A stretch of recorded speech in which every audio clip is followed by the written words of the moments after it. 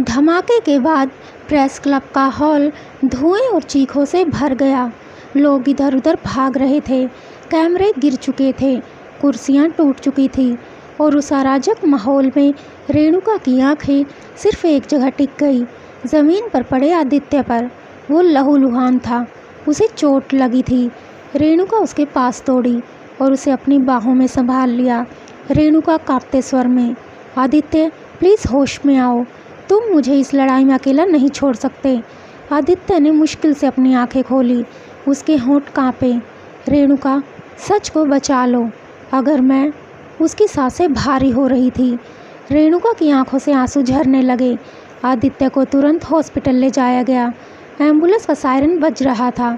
आदित्य को स्ट्रेचर पर डालकर डॉक्टर आईसीयू की ओर भागे। रेणुका के हाथ खून से लाल थे, लेकिन उसके मन में डर से भी बड़ी चीज़ थी, जिम्मेदारी। बाहर पुलिस और मीडिया सवालों की बौछार कर रहे थे। एक रिपोर्टर ने चिल्लाकर पूछा, मैडम क्या रमेश चौधरी ही इसके पीछे है? क्या आपके पास सबूत हैं? रेणुका ने दृढ़ स्वर में कहा, हाँ, और चाहे मेरी जान भी चली जाए, ये सच सबके सामने आकर रहेगा। उसी वक्त शहर के बाहरी इलाके में रमेश अपने आलीशान फार्म हाउस में बैठा था। उसकी आंखों में गुस्सा और घबराहट दोनों थे। उसका दाहिना हाथ उससे बोला, सर धमाका तो हो गया, लेकिन आदित्य अभी भी जिंदा है। अगर वो बच गया और सबूत बाहर आ गए तो? रमेश ने मेज पर हाथ पटकते हुए कहा, तो उसे बचना ही नहीं चाहिए। डॉक्टर, पुलिस, मीडिया सबको संभालो। अगर ज़रूरत पड़े तो उस हॉस्पिटल को ही खामोश कर दो। उसकी आंखों में ठंडी चमक थी।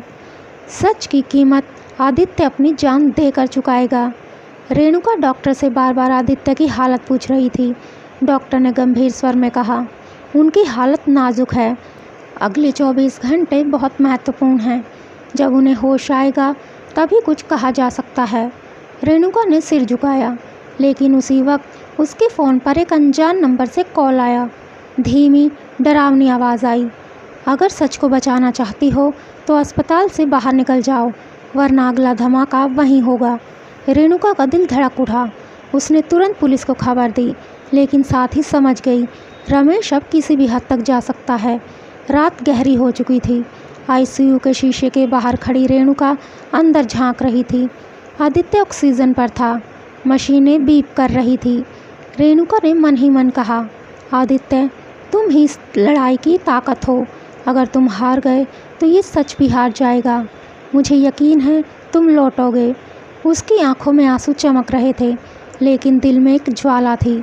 अचानक आईसीयू के दरवाजे पर 2 अजनबी नकाबपोश खड़े दिखाई दिए। रेणुका ने चौंक कर देखा। उनके हाथों में साइलेंसर लगी पिस्तौलें थी। वो धीरे धीरे आईसीयू के भीतर बढ़ रहे थे।